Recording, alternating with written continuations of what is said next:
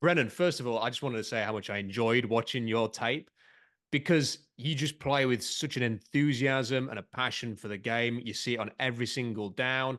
Can you explain what motivates you to play at such a high intensity, and how do you think that helps you, not just playing for Washington State, but how is it going to help you at the next level as well?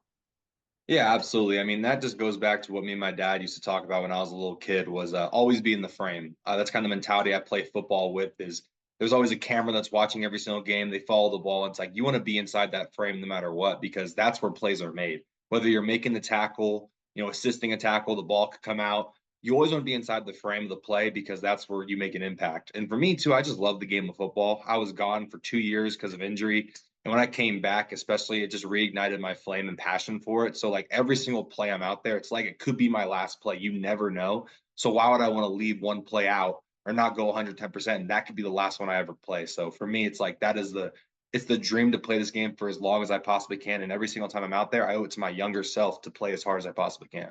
Because look, we can speak to a whole bunch of players ahead of this draft, and pretty much all of them will say, I love football. And they'll be telling that to the teams as well. But I suspect that the teams are going to watch the tape, Brennan, and they're going to say, look, when this guy says he loves football, he means it. We can see it. I mean, is it just an infectious thing? This sort of passion that you've had, and you said that the injuries have kind of given you maybe the sort of respect for every play could be my last one, but it clearly helps your game. It helps it in many different ways, not just as a pass rusher, but against the run as well.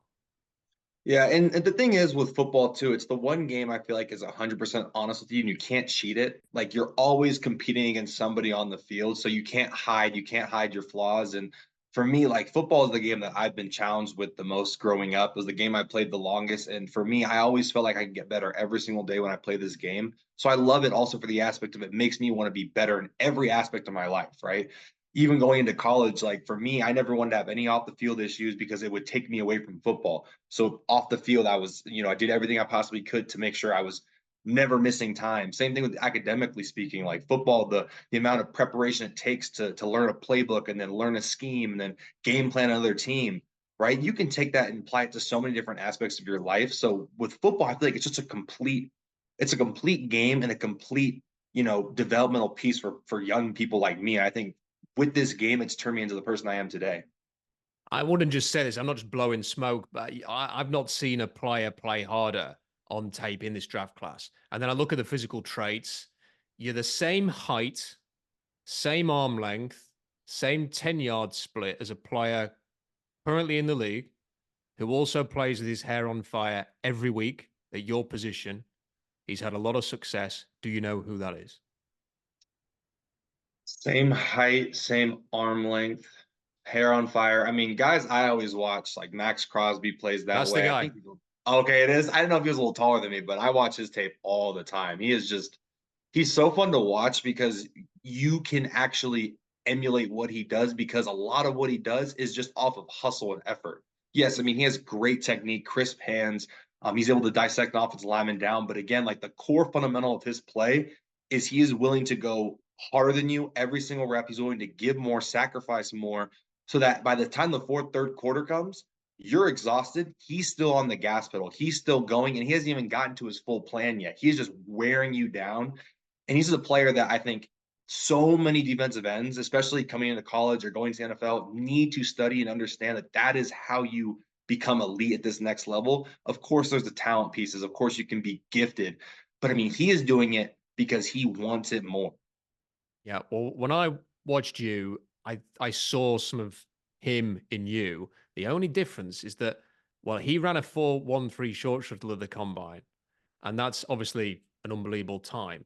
Are you going to run those tests before the draft? Do you know? Is there any plans to do that before the Yeah, draft I'm going to starts? run him at the pro day up here. My pro day is March 27th, so I plan on running both the short shuttle, the L drill, and then I got position drills coming up because I had a little bit of an ankle injury because of the Senior Bowl, but I'm really excited to see what times I can put up. Very much looking forward to seeing those because if they match up with Max Crosby, I'm going to be shouting about that for the next few weeks about this comparison. So, how did you obviously you mentioned that you had a little bit of an issue with an injury at the combine, but how did you find being in Indianapolis and all of that comes with being there and the things that you have to do speaking to teams?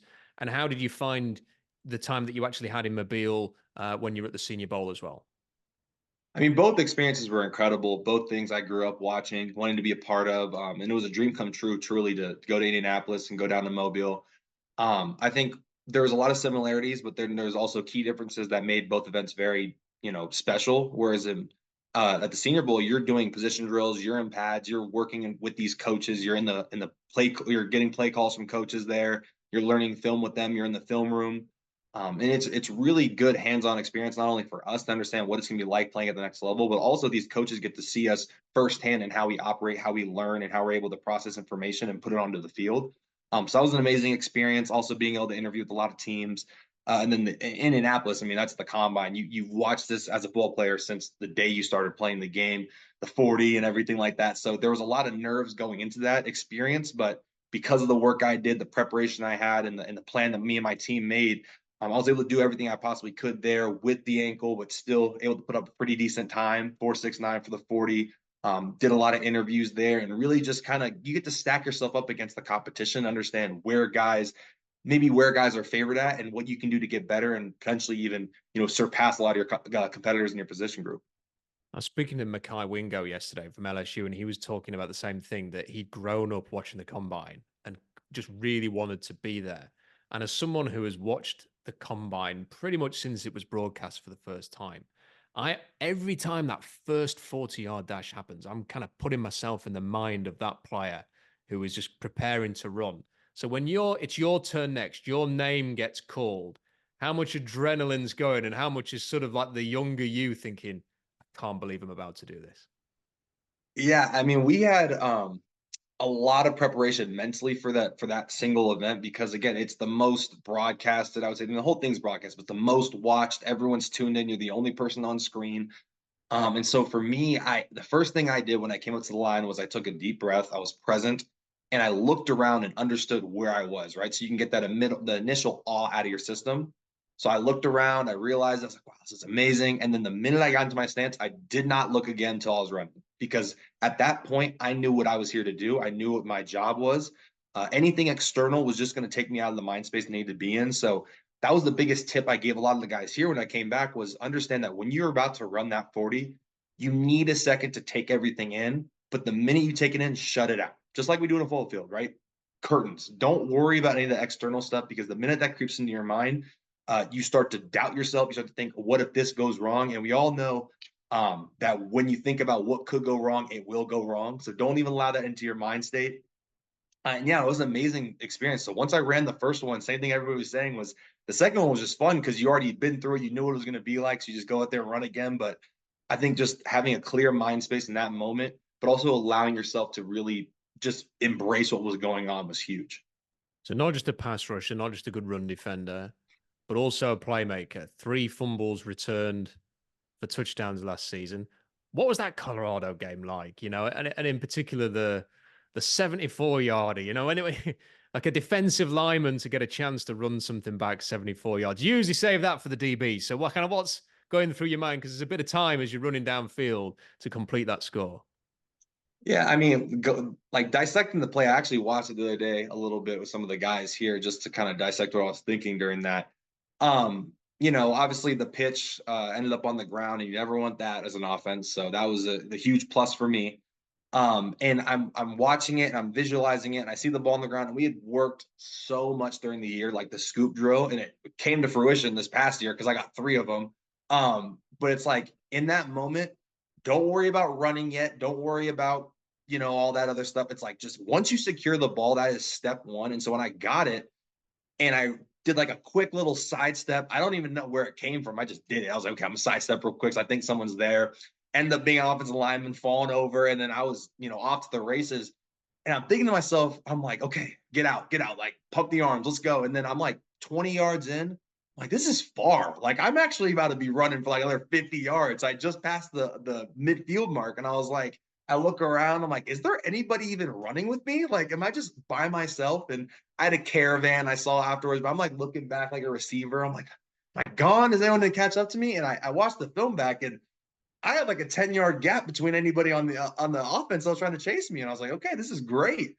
And it was so surreal. And I understand why it's so important in those moments to like stay calm and don't think too far ahead. Because if I'm thinking about that as the ball's on the ground, no chance, no shot you're going to pick it up. So I was able to get that. And then once that objective was completed, now let's get to the end. Let's get as far as I could, high and tight. I got yelled at because I had a little bit of the ball coming down. They could have punched it out. But overall, I mean, it was, yeah, you can't ask for anything better than two of those in a senior night.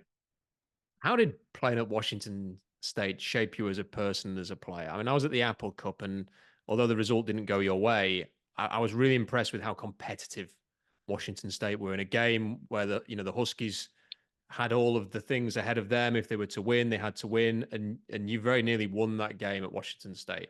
So how was that sort of playing for that team and that whole experience of being there? How has that helped you? I mean, Pullman's a special place. It is such a college town. This place cares so much about not only our team, the full team, but all the athletics around here. And there's just a vibe of just like we don't need any of the external stuff. We will do it on our own. We don't need all this flashy stuff. We're gonna get it out the mud, as we like to say, and just get after it. In my 6 years here, it was great because I was able to focus on things that were so important to me. That was, my academics, it was my family, and it was football. Those are the only things that mattered to me, and I was able to come here and really lock in on those things. Pullman really shaped me into who I am too, because the community here is fantastic. I've made lifelong connections here at Washington State. And I've just been able to, I even found my fiance here. So like it's just an amazing place to be. And I think for me, with the landscape of college football nowadays, all these distractions popping up, NIL and whatnot, like Pullman is a place that's so outside that realm in a good way. It's like, hey, we're not here to just put all these things in your face to worry about as a young man. You're growing up still, you're still maturing. It's like these are the only things that matter in this community. There's not going to be all this other stuff that's going to pull you out of that. And if you lock in and go 110% every single day, you can compete with the best of the best every single week. And we did that. Obviously, the year wasn't exactly what we wanted, but again, you look at a game like the Apple Cup, one that matters so much. We're not going to go out there and just lay down and let them beat us. No, like we were competitive throughout the entire game. And realistically, we were 1 or 2 plays away from actually like not only winning, but winning pretty convincingly, So that's just what Washington is all about. It's not about the flash. It's not about all the external stuff. It's like we're gonna go and work as hard as we possibly can, and we're gonna show up every single Saturday. Yeah, and it was a very impressive performance from Washington State, and that you could easily have won that game. Absolutely sure. I want to ask you about teammates. Because there are other players on the Washington State team who are going to be in this draft class. Who do you think deserves a bit more attention and praise that maybe isn't getting it? That's going to be entering the league at the same time as you. Um, my counterpart, Ron Stone Jr. I know it's weird because like we played a similar position, but I mean he is one of those guys that will make an instant impact on any NFL team. And he can do a lot of different things. He's also very versatile, and I think for him, a lot of my pass rush success came from him coaching me up too. He's amazing, like pass rush, like analyst. He understands how offensive linemen are trying to set him. I think that's why you see a lot of his sacks that he had were giant plays for us. I mean, two of my fumble returns for touchdowns were because of sacks that he created. So I think he's a guy that teams cannot overlook because of maybe 1 year of misproduction, but he is just a guy that when you put him in a scheme and he becomes comfortable in that scheme, he's going to make plays. And who was the toughest opponent that you faced in college football? I'm talking about, a tackle, an offensive lineman that you thought, wow, that was a big game against them today.